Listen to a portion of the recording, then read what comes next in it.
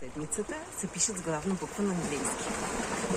Краткият отговор е, защото те са кръстени на божества и светила. Но народопсихологията, която ги е свързала с тези имена, влияе и на нас. И така денят, в който сме родени, дава допълнителен нюанс към нашия нрав.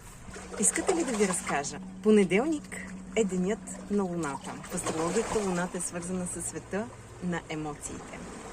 Затова хората, родени в понеделник, са по-емоционални. Цветът за този ден е зеленият. Вторник е денят на бог Тио. Той е богът на войната. Затова родените във вторник са по-пламенни, а техният цвят е червеният. Сряда е денят на бог Лоуден. Това е древноанглийското име на бог Один. Той е свързан с мъдростта, знанието и руните. Затова родените в сряда са по-красноречиви и обичат да четат. Техният цвят е жълт.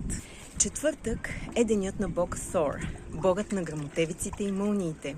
Хората, родени в четвъртък, са по-вдъхновяващи, а техният цвят е синият, като синьото море.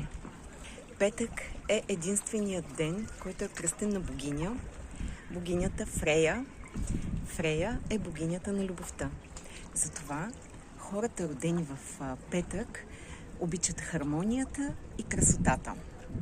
Събота е деня на Сатурн. В астрологията Сатурн е свързан с работата, постигането на високи резултати и затова родените в събота са по-работливи.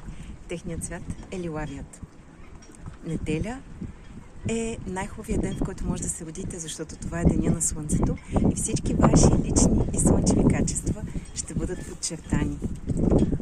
Интересно, нали?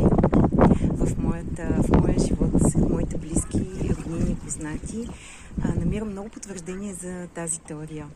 А как е при вас?